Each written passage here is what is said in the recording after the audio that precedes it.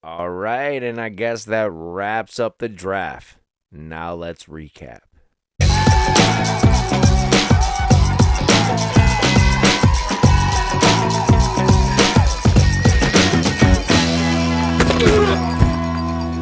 All right, Dolphin fans, and welcome back. This is B Trill, and this is Phins Football Podcast. All right, go ahead and give me some likes, and if this is your first time, go ahead and subscribe. This has actually been a little while since I put out one of these episodes, a little bit of a longer videos instead of those YouTube shorts. But honestly, the YouTube shorts are kind of growing the channel a little bit more and more. But I will still do these videos, of course, for the main stuff. For the breaking news, I'll keep coming out with the shorts. But as of right now, we have some things to discuss and go over, so why not have a episode? So again, if this is your first time, make sure you subscribe. I want to make sure you're getting the latest updates, recaps, predictions, anything Dolphin news. I will try to get it to you as fast and best as I can. Happy Sunday. We had a very busy weekend. We had the NFL draft of 2025 held in Green Bay, Wisconsin. So thank you, Green Bay, for putting on a great show. We will talk about the Miami draft picks that happened. Let's see. We started the day, or should I say the draft, with 10 draft picks. We ended up with 1, 2, 3, 4, 5, 6, 7, 8. We ended with 8. We made a couple trades. Some things happened. One thing that did not happen, Jalen Ramsey, he did not get traded. I thought day 2, day 3, we might hear some whispers of him moving, but that didn't happen. We kept on moving on with the draft and selecting players. So we'll recap everything. I'll go over the draft picks, give you a little bit of my idea of what I think about them. I'll give you my draft grade at the end of overall what did Miami do. And then we'll take a sneak peek at the updated depth chart. So make sure you tuned in. But as always, I want to thank everybody who keeps tuning in, who keeps coming back, who keeps liking, keeps subscribing. I hit a milestone. So I hit my first 50 subscribers. I know it doesn't seem like a lot. Everybody's got the 1,000 subscribers next to their name. They got the little K that's sitting there. But 50 subscribers, you got to start somewhere. So I want to thank my 50 subscribers because I want to be here without you. So keep on liking, keep on subscribing. But let's jump in without further ado. So with the 13th pick, Miami did not trade down. We did not trade up. There were whispers of us possibly moving our pick. We went with Kenneth Grant, who is a defensive tackle out of Michigan. They're saying he could possibly be like a Dexter Lawrence. He is listed at 6'3", 339 pounds, 342, sometimes up to 360 is what he's been listed. So let's keep an eye on his weight. But he is a freakish athlete and has rare movement for his size. He is a powerful frame, a brick house that has a very disruptive bull rush. So I'm hearing whispers that he is very good at stopping the run, but not so good in the pass game. So Chris Greer, Mike McDaniel, after the draft or after day 1, did say that they do hope he can contribute into the passing game and push that pocket a little bit. So I am excited. I'm happy. He definitely fills a need. Again, if you saw my draft or my depth chart video, we only had 4 defensive linemen going into the game. That's including 3 different positions, 2 defensive ends and a defensive tackle, which we now have more than one. So He will definitely be starting. He will get his fair amount of shares and rotate.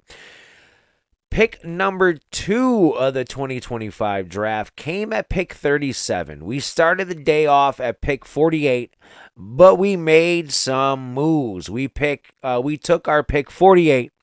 We took our pick 98 in the third round and 135 in the fourth round, which, remind you, were both comp picks. So not actual picks, comp picks, as in end of the round. So we took a second round, a third round, and a fourth round. But you might as well count that as a mid-second round, early fourth round, early fifth round, but really a third round and a fourth round. So anyways, not to confuse you, we took 48, 98, and 135, and we jumped all the way up to 37 and also got pick 143 in the process, which was a, what? Why am I? Fifth round. Wow. But anyways, yes, it was a fifth round pick that we gathered with this second round pick. But who do we get? Jonah Savanaia. So he is a guard. Well, actually, an offensive lineman because he played everything. He played left tackle. He played right tackle. He played guard. He played center. He mostly didn't. He played guard in 2022, but he was playing a lot of tackle. Right tackle mostly, but they'll say he'll slide inside. He is listed at 6'5", 336. So he's a bigger boy also. Good size for defensive lineman, but very versatile. He can play all the positions, as I mentioned, but he does lack some strength in the running game. He does have good feet, and he is quick in the pocket. So he is good at pass blocking. But as far as run blocking, he needs to hit the weight room. It's his power that he lacks. But I think we did good because overall with that trading, we kind of really only gave up the 98th pick to move up to solidify somebody that is a major need. I'll show you the depth chart, but now with picking up James Daniels in free agency and picking him up in the draft, we now should have our 2 guards to go with. Paul on the outside, Jackson as the other tackle, and Brewer in the center. So we'll take a look at everything. Next, of course, we didn't have a lot of draft picks. Next, we did make some moves in the fourth. We actually trade out of the fourth round, but by doing that, we picked up a third round. So we lost our third round this year, the 98th pick, but we picked up a third round next year because of Houston. And actually, I had it queued up. Let's see what that was. So Houston, they got our fourth round pick, 116, and our seventh round pick, 224. But we picked up their sixth round pick, 179, and their third round pick next year. So that's not bad considering we lost a third round pick getting our guard. Now we'll get a third round pick next year, and our next pick wasn't until the fifth round. So we had a very long wait. No third round pick, no fourth round pick. I waited a while.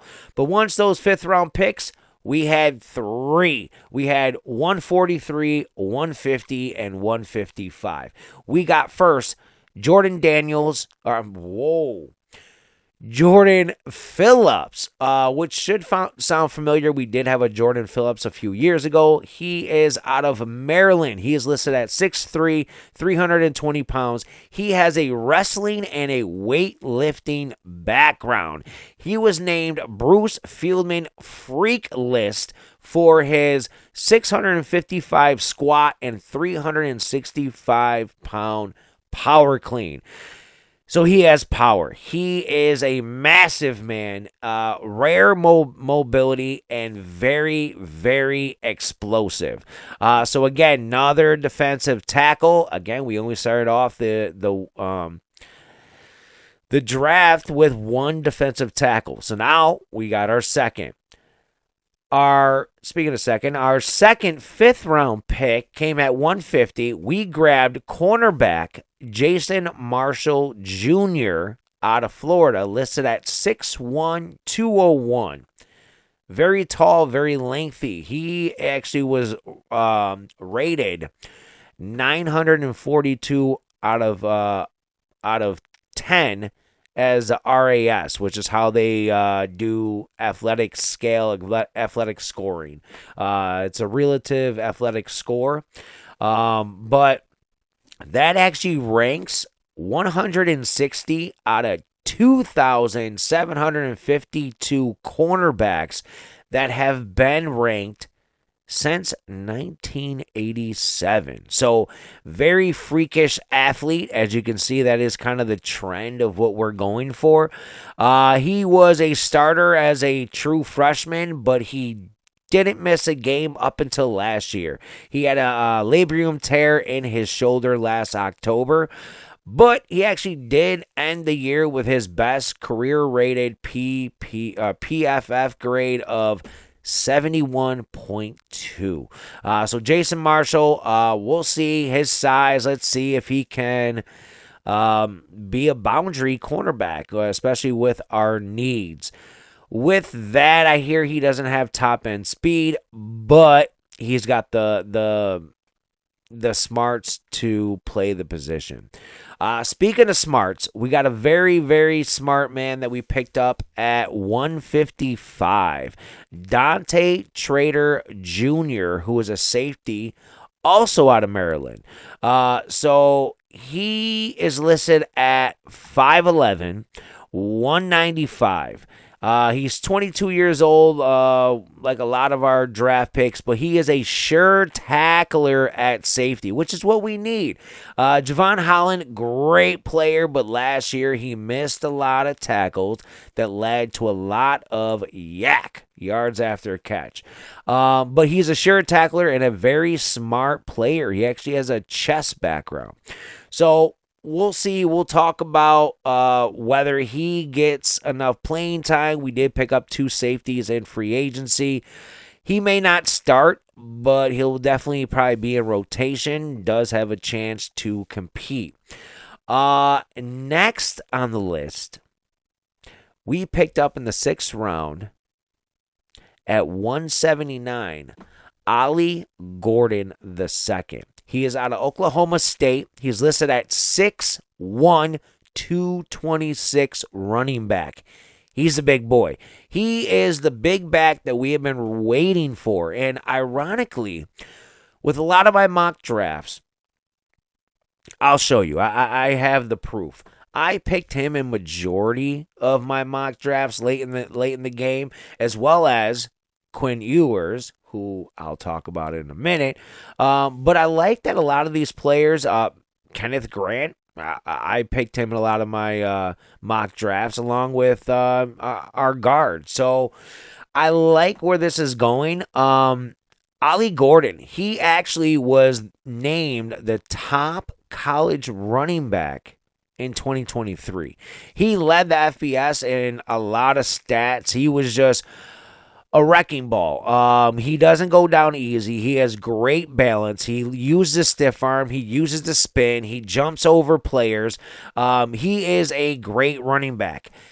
Last year, he just didn't have the supporting staff. He had a banged up, terrible offensive line. He had a subpar quarterback. He just didn't have the supporting staff that he needed to excel like he did the year before. But hopefully that changes when he gets to the NFL and gets around some better talent. So he will be a third down back. So look for him for Alexander Madison to be competing as that third down back, as that bruiser. Again, he is 6'1", 226. I like that. I like a big boy. So hopefully he will be the one that comes in 3rd and 1. He only ran a 4.61 on the 40, which honestly isn't the worst, but, it's not the best. But again, our next pick in the 7th round, 231, we grabbed the Texas quarterback, Quinn Ewers. He is listed at 6'2", 214, 219. The big thing about him, he won games.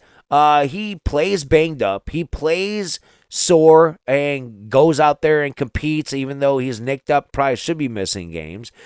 He gets the ball out quick. He has a very quick release, but some of his downfall is he stay locked on to one primary receiver. He doesn't use his eyes to fool the safety, which can be taught and trained and coached, and coach is coachable. But Des Bryant, I saw that he came out. He said he's the Marina 2.0.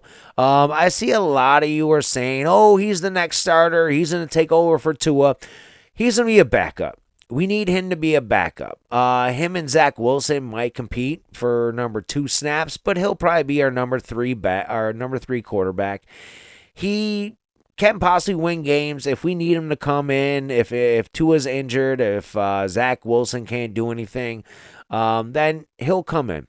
But I'm not calling him for takeover for Tua.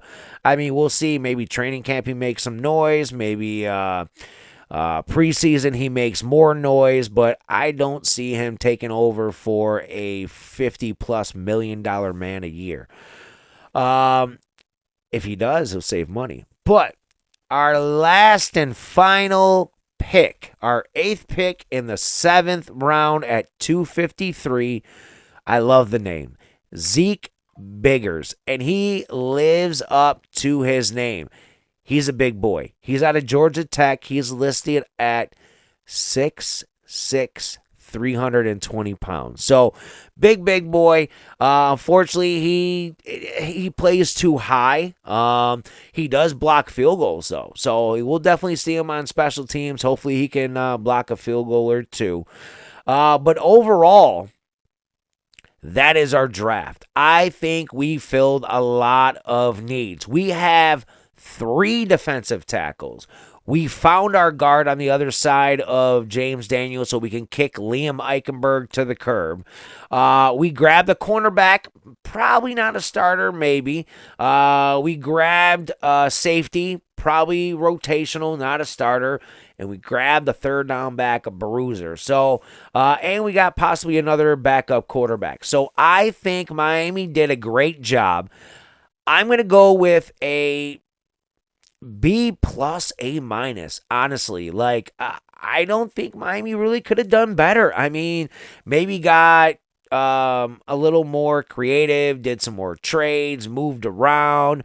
Kenneth Grant and Jonah, I mean, they were a little bit of reaches, but the way the draft was going, who knows if they would have been there. I know a lot of you would have said Jair Barron would have been a better pick first round. I know they said that these players probably could have fell a little bit, but you know what? I'm happy. We filled needs. We didn't do any head-scratching picks where I'm like, why would they do that? Why would we get another wide receiver? Why would we do that? Why would we get a quarterback first round? Like, I'm happy with the picks that we got. I'm going to show the updated depth charts, but kind of what we just kind of went over.